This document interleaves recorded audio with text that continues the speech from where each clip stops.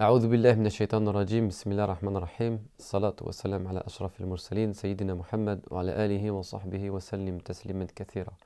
Chères sœurs, chers frères, Assalamu alaikum wa rahmatullah, bienvenue sur Mizan TV. J'ai l'honneur de vous retrouver aujourd'hui pour aborder un nouvel épisode de la vie du prophète sallallahu alayhi wa sallam qui est celui de l'Isra wal Mi'raj. Donc c'est un épisode, c'est un moment clé de la vie du prophète sallallahu alayhi wa sallam, c'est un moment d'élévation, de profonde spiritualité et il est dans l'intérêt de celui qui chemine vers la vérité, vers Allah Ta'ala, de méditer sur ce moment particulier de la vie du prophète sallallahu alayhi wa sallam.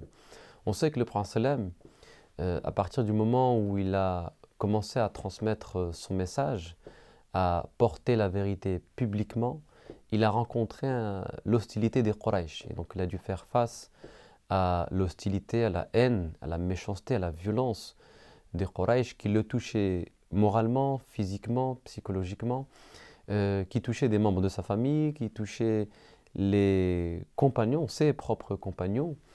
Et donc toutes ces épreuves-là, à un moment donné, sont parvenues à l'affaiblir. À tel point que lors de son retour de Taïf, il a fait une invocation extrêmement profonde où il appelait le secours divin, où il appelait Allah subhanahu wa ta'ala à lui donner une nouvelle énergie, une nouvelle force spirituelle pour surmonter ces épreuves et pour faire face à la haine et à la cruauté des Quraysh. Et Allah va répondre à cette invocation par cette expérience de l'Isra wal Mi'raj. En fait, l'Isra wal Mi'raj n'est rien d'autre que la réponse à l'invocation du prophète sallam qu'il a faite à son retour de Taïf. Et donc on dit que le prophète sallam, il a été transporté sur Al-Buraq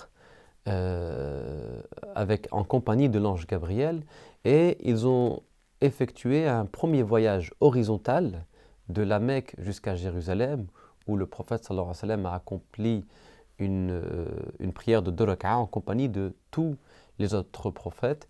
Et ensuite, la deuxième étape du voyage consistait en une élévation au-delà des 7 cieux. Donc, deux moments dans ce voyage, un moment horizontal et un moment vertical. Donc, il traverse les 7 cieux et à chaque ciel, il rencontre en fait un prophète avec lequel il échange des saluts. Et puis, il a l'occasion aussi de voir un certain nombre de choses qui participent de l'au-delà, avant d'arriver au lotus de la limite, Sidratul Muntaha. Et là, l'ange Gabriel lui dit, là, je ne peux pas t'accompagner au-delà de cette limite, et le prophète va devoir continuer son voyage seul. Allah l'accueille, l'accueille dans sa lumière, dans sa miséricorde, et à ce moment précis, il va lui transmettre, comme on le sait, la pratique de la prière, telle que nous la pratiquons aujourd'hui. Et au départ, la prière était prescrite au nombre de 50. Et le prophète sallam, lorsqu'il revient, lorsqu'il rebrousse chemin, il est interpellé par Moussa alayhi salam qui lui dit « Jamais ta communauté ne pourra accomplir 50 prières. Donc retourne auprès d'Allah Ta'ala pour qu'il puisse t'alléger. » Le prophète retourne et Allah allège la pratique de la prière et lui dit vous allez en faire 25. Et ainsi de suite. Moussa alayhi salam lui dit mais 25 c'est trop. Et puis les allers-retours ont permis au prophète sallam de revenir avec 5 prières. Avec 5 prières en main. Et cet épisode il est très très important pour 3 raisons en particulier. Premier enseignement qu'on peut tirer de ce voyage nocturne, de l'Isra wal Mi'raj, c'est que il nous rappelle la double dimension de la foi. Donc une dimension verticale et une dimension horizontale.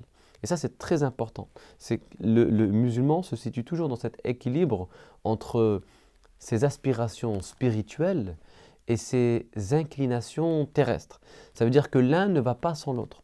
L'islam ne fait pas la promotion de l'ascétisme funeste où il faut complètement renoncer au bien de ce bas monde, il faut complètement renoncer à cette vie terrestre pour se consacrer essentiellement à la vie céleste. Ça ne participe pas de la sagesse divine. Au contraire, parce que dire que nous n'appartenons pas ou nous renonçons renonçons à cette vie d'ici-bas, c'est avouer ou c'est dire d'une certaine façon que Allah n'est pas présent dans cette vie, que Allah ne participe pas de cette existence. Or, Allah est omniprésent, il est partout, il est transcendant, il est immanent, et donc cette vie a un intérêt pour le croyant en ce sens qu'elle porte l'empreinte de Dieu.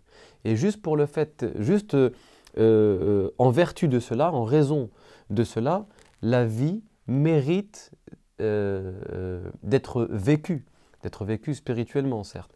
Dans une invocation qui nous est enseignée par le Coran, il est dit Rabbana atina fid dunya hasana wa fil akhirati hasana wa qina adhaban nar.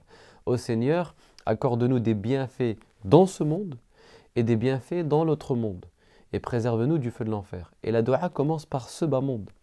Commence par ce bas monde avant l'au-delà. Donc il n'y a pas cet ascétisme funeste, il y a toujours cette double dimension, la dimension horizontale, la dimension verticale. Le croyant, c'est quelqu'un qui se ressource spirituellement, qui prie, qui se consacre à l'adoration d'Allah Ta'ala, mais c'est aussi quelqu'un qui a un engagement horizontal, c'est-à-dire quelqu'un qui agit pour les hommes, qui agit pour sa communauté et qui porte un intérêt pour les causes ou pour les affaires qui sont liées à sa communauté ou à sa société de manière plus large. Deuxième des choses, c'est que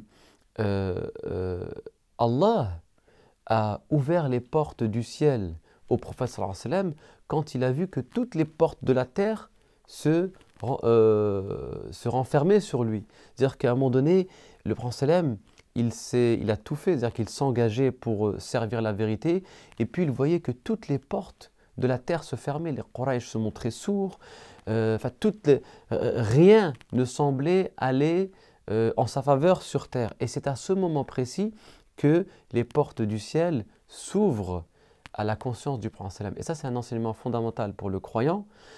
Chaque fois qu'il est confronté à des épreuves, chaque fois qu'il sent qu'il n'y a plus aucune issue sur terre, chaque fois qu'il croit qu'il est au bout du rouleau, il faut qu'il sache que les portes du ciel sont toujours ouvertes et qu'il faut lever les mains au ciel parce que les issues proviennent d'Allah subhanahu wa ta'ala. Allah dit dans le Coran, Man yattaqillah yaj'al lahu makhraja. Celui qui craint Dieu, Dieu lui crée, lui ouvre des issues. Et la troisième des choses qu'on peut retenir tout simplement de ce voyage nocturne, c'est l'importance de la prière. C'est la seule pratique qui a été prescrite au ciel et non pas sur terre. C'est la seule pratique qui a été prescrite sans l'intermédiaire de l'ange Jibril alayhi salam pour nous dire la valeur et l'importance de la prière. Et la prière, en fait, chaque fois qu'on l'accomplit, c'est un voyage nocturne. En fait, nous vivons 5 fois par jour cette expérience de l'Isra wal Mi'raj, cette expérience prophétique. C'est-à-dire c'est un moment où nous traversons, durant notre prière, les 7 cieux pour entrer dans la lumière divine, pour entrer dans la miséricorde d'Allah Ta'ala et pour pouvoir lui faire part de nos espoirs, de nos craintes, de nos fragilités, de nos rêves, de nos aspirations, etc. etc. Et donc, c'est un moment qui est extrêmement fort parce que c'est une expérience qui va redonner un nouveau souffle à la foi et une nouvelle impulsion à la foi du prophète sallam qui, à son retour, va retrousser ses manches et repartir avec beaucoup plus de détermination sur le terrain pour transmettre la vérité, transmettre la lumière qu'il portait. Donc la prière redonne à chaque fois un nouveau souffle à la foi du croyant, chaque fois qu'il se sent étouffé par la pression de ce bas monde, chaque fois qu'il se sent pris au piège de ses occupations quotidiennes, de ses occupations sociales, familiales, professionnelles, eh bien la prière vient l'arracher à la pression sociale, vient le recentrer, vient lui redonner une énergie nouvelle pour qu'il puisse rayonner à nouveau dans la société. Et la prière, en fait, fait du croyant une étoile qui brille dans l'obscurité de la vie, parce que la vie est obscurité uniquement pour celui qui n'est pas porteur de cette lumière qui scintille ou qui brille dans le cœur et qui s'alimente par la pratique de la prière. Donc, les 3 principaux enseignements qu'on peut retenir de cet épisode, la double dimension de la foi du croyant, verticale et horizontale, l'importance de lever les mains au ciel chaque fois que la terre se renferme sur nous et la pratique de la prière qui nous permet justement de renouveler et de nous ressourcer intérieurement face à la pression et aux sollicitations intempestives de ce bas monde. Wallahu a'lam. Et je vous dis à très bientôt pour un nouvel épisode.